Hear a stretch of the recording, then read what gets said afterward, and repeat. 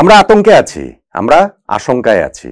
2027 বিশ্বকাপটা বাংলাদেশ খেলতে পারবে কিনা, সরাসরি কোয়ালিফাই করতে পারবে কিনা, আদৌ কোয়ালিফাই করতে পারবে কিনা, ওইরকম একটা ভয় আমাদের ভেতরে জেঁকে ধরেছে।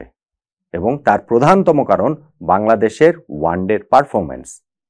আফগানিস্তানের বিপক্ষে এই সিরিজের প্রথম দুইটা ম্যাচ হেরে যে আমাদের সিরিজ হারটা নিশ্চিত হয়ে গেছে, সেটা কোনো ব্যতিক্রম নয়। এই নিয়ে টানা 4টা ওয়ানডে সিরিজ আমরা হেরেছি। মাঝখানে চ্যাম্পিয়ন্স ট্রফিতেও 2টা ম্যাচ খেলে সেই 2টাতে হেরেছি। সর্বশেষ 11টা ওয়ানডের মধ্যে 10টা ম্যাচ হেরেছি। ফলে 2027 সালের বিশ্বকাপ খেলতে হলে ওই বছরের 31শে মার্চের কাট অফ ডেটে আইসিসি ওয়ানডে র্যাঙ্কিংয়ে টপ 9-এর মধ্যে আমরা কিভাবে থাকবো, যখন আমরা এখন 10 নম্বরে রয়েছি। ওই ভয়টা কি খুব অমূলক? আমাকে বলেন তো দেখি। দলের পারফরমেন্সে আমাদেরকে ওরকম ভয় ধরিয়ে দিচ্ছে। ভয়ের আরেকটা জায়গা ছিল যে ওয়ানডে ক্রিকেট খেলার সংখ্যাটা এখন অনেক কমে গিয়েছে এবং আমরা কি যথেষ্ট ওয়ানডে ম্যাচ খেলার সুযোগ পাবো কিনা, এই র্যাঙ্কিংয়ে পিছিয়ে থাকাটা পুষিয়ে নিতে পারবো কিনা, ওই রকম একটা কিঞ্চিত আশঙ্কার জায়গাও কিন্তু ছিল। বাংলাদেশ ক্রিকেট বোর্ড এই জায়গাটাতে আজকে আমাদেরকে আশ্বস্ত করেছে। মিডিয়াকে তারা একটা প্রেস রিলিজ পাঠিয়েছে, যেইখানটাতে তারা জানিয়েছে যে আগামী 1 বছরে বা 13 মাস সময়ে আমরা মোট 24টা ওয়ানডে ম্যাচ এখনো আমরা আরো খেলবো 2026 সালের নভেম্বর পর্যন্ত। আর যেহেতু র্যাঙ্কিং এর কাট অফ ডেট 2027 সালের মার্চ, এরপরেও তো আরো 4 মাস সময় থাকবে। ওই 4 মাস সময়ও তো বিসিবি বসে থাকবে না, নিশ্চিতভাবে অন্তত পক্ষে আরো 1-2টা সিরিজের ওয়ানডে সিরিজের আয়োজন বিসিবি তো করবেই করবে। ফলে আমাদের এই জায়গাটাতে অন্তত আতঙ্কটা একটু কমলো যে যথেষ্ট ম্যাচ খেলতে না পারার যে বিষয়টা, সেই আতঙ্কের জায়গাটা আমাদের কমছে। এখন আমরা কোন দলের বিপক্ষে কখন ম্যাচ খেলবো এবং এই ফিক্সচারটা আমাদের জন্য কি ভীষণ রকম একটা সুখবর নিয়ে এসেছে। শুধুমাত্র খেলা হওয়ার কারণে না, অন্য একটা সুখবর আছে, অন্য একটা স্বস্তির জায়গা রয়েছে, যেই স্বস্তিটা এখন আমাদেরকে বোধহয় আরো অনেক বেশি কনফিডেন্ট দিবে যে না, 2027 বিশ্বকাপে আমরা খেলতে পারবো। আমরা হয়তো র্যাঙ্কিং এ টপ 9-এ থেকে ডিরেক্ট কোয়ালিফিকেশন প্লেসটাই আসলে আমাদের হয়ে যাবে। কোন সেই স্বস্তির জায়গাটা? দেখুন, এই বছর আফগানিস্তানের বিপক্ষে সিরিজের আগ পর্যন্ত বাংলাদেশ ওয়ানডে ম্যাচ খেলেছি আমরা মাত্র 5টা, চ্যাম্পিয়ন্স ট্রফির 2টা ম্যাচ, শ্রীলঙ্কার বিপক্ষে সিরিজের 3টা ম্যাচ। সেইখানটাতে নেক্সট আমরা এই বছরের অক্টোবর থেকে আগামী বছরের নভেম্বর, এই 13 মাস সময়ের মধ্যে 26টা ওয়ানডে ম্যাচ খেলার ফিক্সারের কথা বাংলাদেশ ক্রিকেট বোর্ড আমাদের জানিয়েছে। কিরকম সিগনিফিকেন্টলি সংখ্যাটা বাড়ছে সেটা তো আসলে দেখতেই পাচ্ছেন। আফগানিস্তানের বিপক্ষে এই সিরিজের 2টো ম্যাচ আমরা খেলে ফেলেছি, তারপরে আমরা আর একটা ম্যাচ খেলবো। সেই ম্যাচের পর ওই ম্যাচে যদি আমরা হেরে যাই, আমি অন্য একটা ভিডিওতে এটা আলোচনা করেছি যে আমরা এই ম্যাচে জিতলেও র্যাঙ্কিং এর 9 নম্বরে আসতে পারবো না, কিন্তু হেরে গেলে আমাদের রেটিং পয়েন্ট আরো কমবে, 75 থেকে 74 হয়ে যাবে।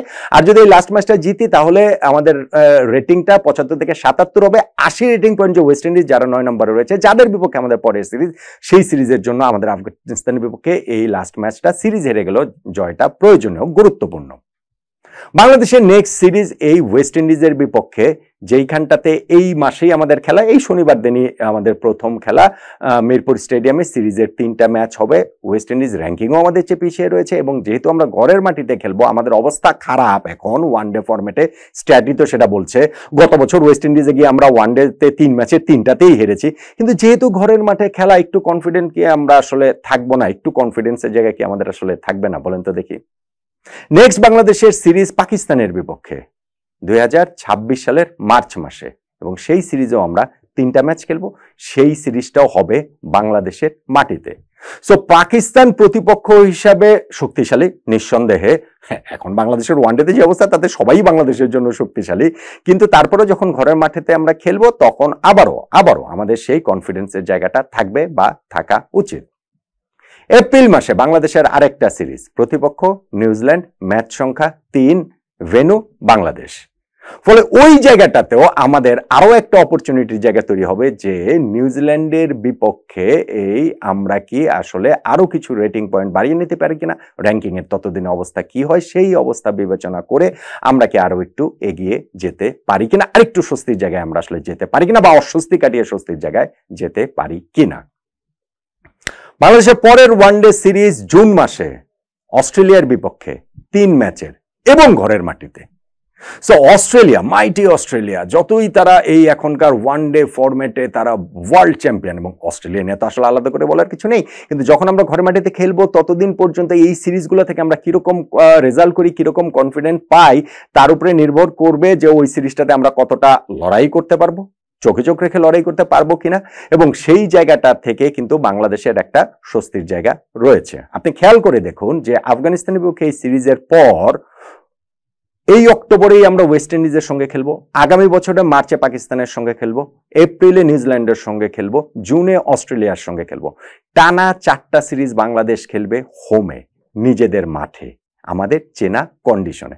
12টা ম্যাচ, 4 সিরিজের এই 12টা ম্যাচ কিন্তু আমাদের 2027-এর ওয়ানডে বিশ্বকাপের পথে অনেকখানি এগিয়ে নিতে পারে, র্যাঙ্কিংয়ে আমাদেরকে অনেকখানি এগিয়ে দিতে পারে। এরপরে গিয়ে আমরা 2টা অ্যাওয়ে সিরিজ খেলবো।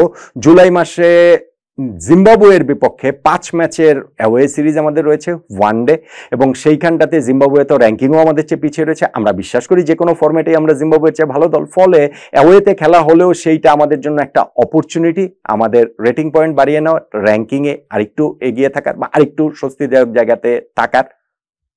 আগস্ট মাসে এরপরে আমরা আরেকটা অ্যাওয়ে সিরিজ খেলবো, সেইটা আয়ারল্যান্ডের বিপক্ষে, সেইটাও অ্যাওয়েতে। দেন এগেন সেই জিম্বাবুয়ের মতোই অবস্থা, র্যাঙ্কিংয়ে আমরা এগিয়ে রয়েছি, অ্যাওয়েতে খেললেও তাই। বাংলাদেশ ওইখানটাতে আমার মনে হয় না যে আমরা আসলে ওই খুব ভয় নিয়ে ওই সিরিজ আসলে খেলতে নামবো। জানি না এই মাঝখানের সিরিজগুলোর রেজাল্ট কি হয়, তার উপরেই হয়তোবা নির্ভর করবে। আর তারপরে গিয়ে আমরা আরেকটা সিরিজ খেলবো ভারতের বিপক্ষে, এই আমাদের ঘরের মাটিতে। সেই সিরিজটা হবে 3 ম্যাচের সিরিজ। সো ভারতের বিপক্ষে সিরিজে তো বাংলাদেশে আরো অনেক স্পাইস অ্যাড হয়, আমাদের ক্রিকেটাররা এই সিরিজ, আমাদের দর্শকরা সবাই অনেক বেশি উদ্দীপ্ত থাকেন, উজ্জীবিত থাকেন, ফলে সেই জায়গাটা থেকে আমাদের মনে আছে নিশ্চয়ই হচ্ছে ওই যে ভারতের বিপক্ষে যে আমরা সিরিজটা জিতেছিলাম 2023-এর ওই যে ওয়ানডে বিশ্বকাপের আগের, মানে ওই যে এর আগের ওই বিল্ড আপের সময়টাতে, সবকিছু মিলিয়ে যে ওইটা বাংলাদেশের জন্য, আমাদের জন্য আরো একটা বিরাট চ্যালেঞ্জ হয়ে আসবে নিশ্চয়ই। কিন্তু যেহেতু ঘরের মাটিতে আমরা খেলবো, আমরা একটুখানি হয়তো বা কনফিডেন্ট থাকাটা উচিত। তাহলে দেখেন, এই যে আফগানিস্তানের বিপক্ষে চলতি সিরিজটা মিলিয়ে যে আমরা 8টা সিরিজের এই লাস্ট ম্যাচটা ধরে যে 24টা ম্যাচ আমরা খেলবো, তার মধ্যে আমরা ঘরের মাটিতে 5টা সিরিজ খেলবো, 15টা ম্যাচ সেখানটাতে আমরা খেলবো। তো 5 সিরিজের 15টা ম্যাচ যখন আমরা খেলবো, হ্যাঁ প্রতিপক্ষ যে খুব সহজ তা নয়, ওয়েস্ট ইন্ডিজকে আপনি তুলনামূলক একটু সহজ বলতে পারেন, তারপরে আমরা পাকিস্তান, নিউজিল্যান্ড, অস্ট্রেলিয়া, ভারত, এরকম 4টা বিগ টিমের এগেনস্টে খেলবো। কিন্তু যখন বাংলাদেশের মাটিতে খেলবো, আমার কাছে মনে হয় এইটা বাংলাদেশের জন্য একটা বিরাট বিরাট বিরাট বড় আসলে ইনসেনটিভ, যে এই জায়গাটাতে আমরা কতখানি এগিয়ে যেতে পারি। আর সঙ্গে আমাদের 2টা অ্যাওয়ে সিরিজ রয়েছে, জিম্বাবুয়েতে 5 ম্যাচ আর আয়ারল্যান্ডে 3 ম্যাচ, ওইখানটাতে এই 8টা ম্যাচ রয়েছে। ফলে আমার যেটা মনে হয় যে আমি নিজেও একটা বেশ আতঙ্কের মধ্যে ছিলাম যে অবস্থা বাংলাদেশের ওয়ানডে ক্রিকেটের, যে অবস্থা আমরা আসলে ওই অপরচুনিটিটাই কি পাই কিনা। এখন দেখা যাচ্ছে যে ক্রিকেট বোর্ড যে ফিউচার ট্যুর প্রোগ্রামস এর আন্ডারে যে আমাদের ফিক্সারটা, সেইখানটাতে আমাদের ওই অপরচুনিটিটা রয়েছে। আমাদের 24টা অ্যাটলিস্ট ওয়ানডে ম্যাচ রয়েছে, এবং আমার ধারণা সেই 24টা গিয়ে 30টা পর্যন্ত থেকে যেতে পারে। এরপরের ওই সময়টাকে, যে 4 মাস সময় কাট অফ ডেটের আগে রয়েছে, ওই সময়টার হিসাবটা যদি আমি ধরি, সো সেটা যদি নাও হয় তারপরেও তো এই 24টা ম্যাচ রিকভার করার জন্য যথেষ্ট। এবং যেহেতু এখানে 5টা সিরিজের 15টা ম্যাচ ঘরের মাটিতে বাংলাদেশ খেলবে, এখন আমার কাছে একটুখানি স্বস্তি লাগছে কিছুটা, যে না হয়তো বা আমরা 2027 বিশ্বকাপে সরাসরি কোয়ালিফাই করতে পারবো। হ্যাভিং সেইড দ্যাট, পারফর্মটা কিন্তু ক্রিকেটারদের করতে হবে। আমাদের এত এত ম্যাচ আছে, কিন্তু ক্রিকেটারদের যে পারফরমেন্স সাম্প্রতিক সময়, আমাদের ওয়ানডে ফরম্যাটের যে পারফরমেন্স, এই পারফরমেন্স যদি অব্যাহত থাকে, তাহলে 24 কেন 48টা ম্যাচ থাকলেই লাভ কি? আমরা সর্বশেষ 11 ওয়ানডে ম্যাচের মধ্যে 10টা হেরেছি। সো এই 24টা যে ওয়ানডে ম্যাচ আমাদের রয়েছে, সেই হিসাব করলে দেখা গেল যে আমরা 20টা ওয়ানডে ম্যাচ হেরেছি, তাহলে তো আসলে লাভ হবে না। সো ফিক্সচার আছে, আমাদের খেলার এই সুযোগটা রয়েছে, আমাদের রিকভার করার সুযোগটা রয়েছে, র্যাঙ্কিং এ এগিয়ে যাওয়ার সুযোগটা রয়েছে। আমি মনে করি যে আমাদের ক্রিকেট টিম এই দিক বিবেচনা করে তারা এই সুযোগটা নিবে। 2027 বিশ্বকাপ খেলাটা যখন আমি দেখেছি যে এতগুলো সিরিজ রয়েছে এবং ঘরের মাটিতে এতগুলো সিরিজ রয়েছে, তখন আমাদের ওয়ানডে ক্রিকেটের বর্তমান ভীষণ বাজে অবস্থার মধ্যেও আশাটা আবার দেখতে পাচ্ছি। আমার মনে হচ্ছে যে না, 2027 বিশ্বকাপে আমরা খেলবো, হয়তোবা ডিরেক্টলি কোয়ালিফাই করব। কি মনে হয় আপনার এই ফিক্সারের কথা শুনে? ওরকম আত্মবিশ্বাস কি আপনার ভেতরেও তৈরি হচ্ছে না? ভয় কাটিয়ে বলুন তো দেখি।